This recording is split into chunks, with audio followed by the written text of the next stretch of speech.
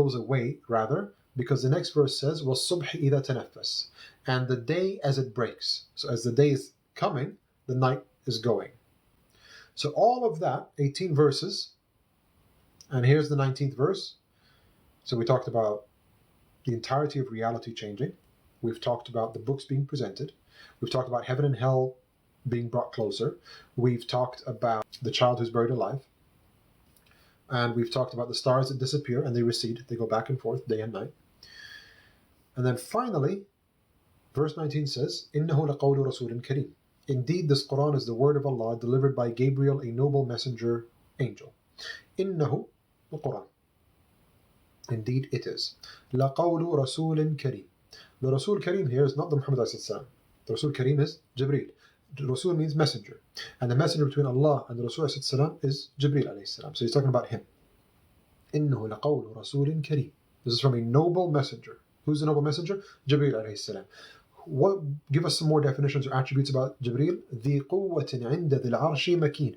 Full of power, held in honor by the Lord of the throne.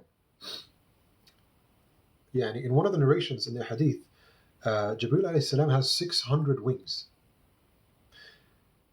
They cover the entirety of the horizon, the skies, the earth, everything.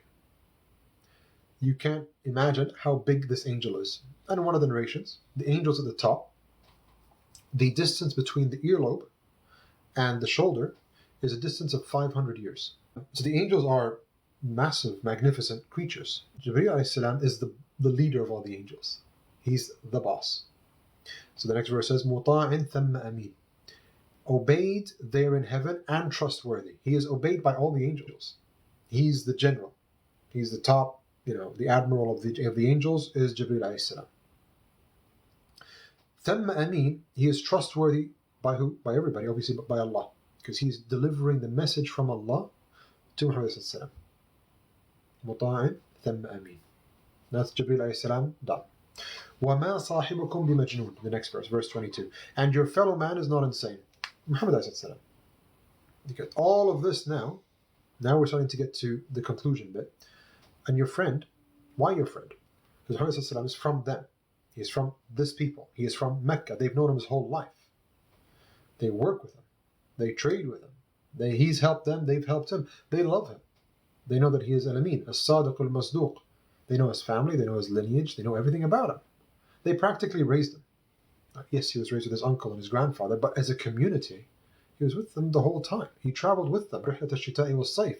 He's traveled to Sham with them. He's traveled back. He's traveled to Yemen. He's traveled everywhere with them. He knows them. They know him. He's part of them. So that your friend, who you've known your whole life, Allah's reminding them, this is your friend. You know this person. وَمَا صَاحِبُكُمْ بِمَجْنُونٍ. Your friend is not crazy. وَلَقَدْ رَآهُ بِالْأُفُقِ الْمُبِينِ. And indeed, he did see that angel on the clear horizon. This is Jibreel ﷺ, when he saw him on the horizon. And he saw the 600 rings in the hadith that I told you about. وَمَا هُوَ عَلَى الْغَيْبِ بِضَانِينَ. And he does not withhold what is revealed to him of the unseen. Now, this ayah, Ghaib here is referring to the Quran. Before it was revealed, it was of the unseen. This was brought from Allah to Muhammad ﷺ by the noble messenger, which is Rasul Kareem, which is Jibreel ﷺ. So he brought him that to Muhammad ﷺ. Muhammad ﷺ now has information from the Ghaib, from the unseen. And Muhammad ﷺ is saying he is not stingy. Ad-Daneen, roughly translated, is stingy, to withhold, to not share. Everything that he got from Allah, he has shared. وَمَا يَنْتِقُ عَنِ الْهَوَىٰ. And he does not speak out of his own will or desire. Everything that he says, إِنْ هُوَ إِلَّا وَحْيٌ يُوحَىٰ. That he is a wahi that comes from Allah. Everything that he says. So مَا هُوَ عَلَى الْغَيْبِ بِضَنِينٍ. That he does not withhold what is revealed to him of the unseen, of the Quran, because the Quran came from the unseen. So everything that he received, he has passed on. So the message has been delivered in full. وَمَا هُوَ بِقَوْلِ شَيْطَانٍ رَجِيمٍ. And the Quran is nor is it the word of the outcast devil, Shaitan Rajim. Rajim would say, well, maybe he's talking to some sort of demons, and he's, witchcraft and voodoo and all kinds of things. He's talking to these demons, and they're telling him messages. وَمَا هُوَ بِقَوْلِ شَيْطَانٍ رَجِيمٍ. So all of these oaths a very vivid description of how reality is going to completely change. The things that you hold dear the most, your status and your reputation and your money and the things you care about, your investments, nobody cares about. The wild beasts are going to be friends. The pairs are going to be brought together. Heaven and hell, the consequences of this test are going to be presented. Your books of your good deeds and your bad deeds are all going to be put on the scale. You will stand out into your groups. The sun will be extinguished. The stars will fall. The sky will be peeled. The oceans will be on fire. Everything will be upside down. Nothing is as we know it.